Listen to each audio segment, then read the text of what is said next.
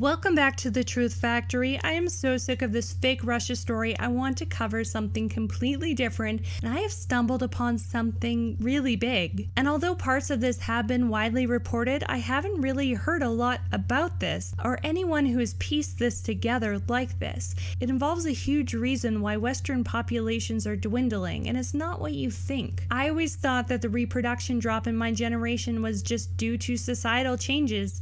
We live in a different time than our parents. We've moved away from the traditional family unit. Women going to college, getting liberal arts degrees, getting careers, getting married later if at all, and if they do, maybe only having one child. There are higher divorce rates today, and men are even just going their own way because they're sick of the social justice movement happening. And this is all probably a really big part of this. But what if I told you that there's something else going on? Because right now, birth and fertility rates in America are at an all-time low.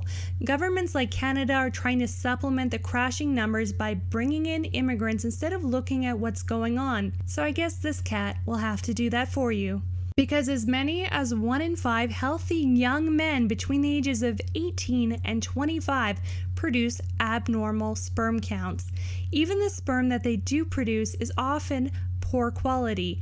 In fact, between 5 and 15% of their sperm is, on average, good enough to be classified as normal under strict World Health Organization rules. And these are the young, healthy men, not the old, overweight ones. And by contrast, more than 90% of sperm of a domestic bull or a ram or even a fucking lab rat is normal.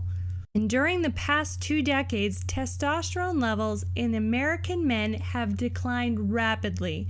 In fact, 2 major studies have confirmed this phenomenon. The total testosterone levels measured in men's blood in a study dropped approximately 22% between 1987 and 2004. The researcher goes on to say that this magnitude of change during such a short period of time is disquieting. This population level decline in testosterone concentrations in men is not explained fully by the usual suspects, increasing BMI and prevalence of obesity. So there's something else going on that can't be explained in these studies.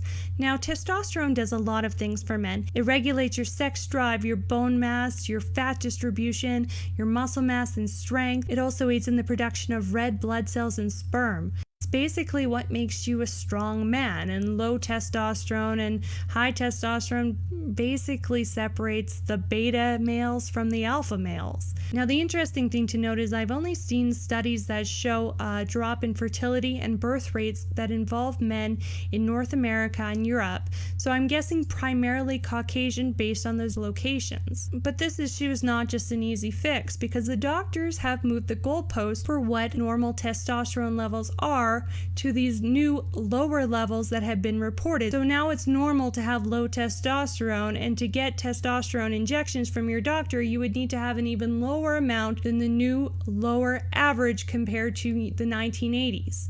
Now, ironically, injecting yourself with too much testosterone like a weightlifter does is actually a form of male birth control. It'll drop your sperm count to 0. So if you do have low testosterone and you're having issues with fertility, usually the doctors will give you gonadotropin. And you might be saying, hey, maybe you shouldn't be giving out medical advice, you're a cat. This might surprise you, but I have a medical background. I aced endocrinology and pharmacology in college, and I used to assist with vasectomies, so I have a pretty in-depth understanding of male anatomy. I mean, I've literally had my hand inside of a ball sack before. And if you're concerned, please go see your doctor and don't buy any weird male performance enhancing drugs online. No matter what it claims, it will not make your dick bigger, I promise. So why is male fertility dropping? If scientists say that changes in lifestyle aren't enough to explain this huge drop, what's going on? And this is where I started to think about Alex Jones talking about bombs that are making frogs gay. Now hear me out. I always have sources and logic. There are real scientific journals that say a chemical called Atrazine, which is one of the world's most popular pesticides, induces complete feminization and chemical castration in male African clawed frogs. All of these sources are in the description if you don't believe me. But not only did this chemical show to lower testosterone in frogs, it actually turned frogs into females, which brought me back to my pharmacology class with a drug called spironolactone. It's a diuretic testosterone blocker, but it's also what males take when they are transitioning into females.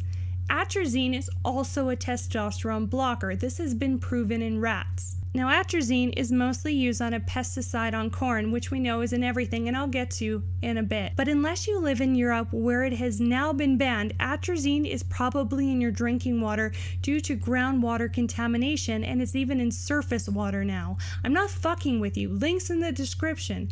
Atrazine also fucks with women's estrogen levels that causes irregular menstrual cycles, which could potentially lead to fertility issues as well. So what I am telling you is that there is potentially a chemical in your water that is causing males to become feminized and females to become masculinized, and it is causing infertility.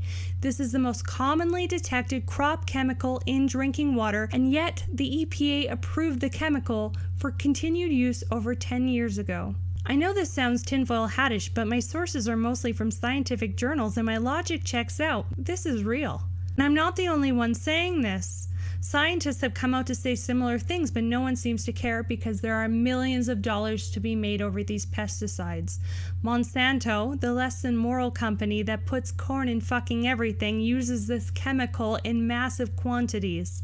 The same company that George Globalist Soros owns 500,000 shares in. And in 2012, there was a huge class action lawsuit against Syngenta, the manufacturer of Atrazine, concerning the level of atrazine in human water supplies.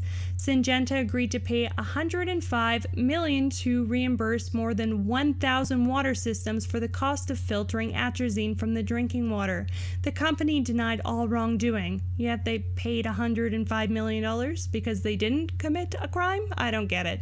But despite the seriousness of these concerns about the adverse effects of atrazine, or perhaps because of them, a memo with all of these concerns was removed from the EPA's website. The Center for Biological Diversity preserved a copy, and it is available in my description. And Syngenta spends over $1 million a year on reported lobbying of Congress and federal agencies to limit the regulation of the chemicals in markets to American businesses and consumers.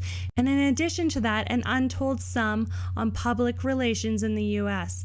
Syngenta's president, Vernon Hawkins, has contributed to Crop Life America, which in turn gives money predominantly to presidential campaigns. Some employees have donated to President Obama's campaign. So to wrap this all up here, there is a chemical called atrazine that is being pumped into our water and the food supply, which is proven to feminize and cause extensive fertility issues in animals and has been linked to hormonal issues in humans.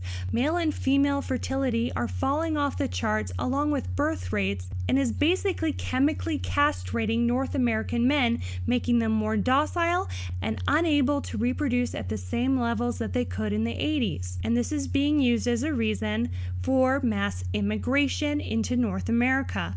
Now, I'm not sure if this is intentional, but big banksters have their hands in the cookie jars and are making millions off of this pesticide, and the governments are being paid to look the other way. The Environmental Protection Agency is full of crooks who care way more about money than the environment. Now, luckily, Donald Trump is actually working towards the abolishment of the Environmental Protection Agency, and any employees cleaving to the Obama era should be very worried. Thank you, and have a great night. Meow. I don't like them putting chemicals in the water that turn the friggin' frogs gay. Do you understand that? Serious crap. I'm sick of being social engineered. It's not funny.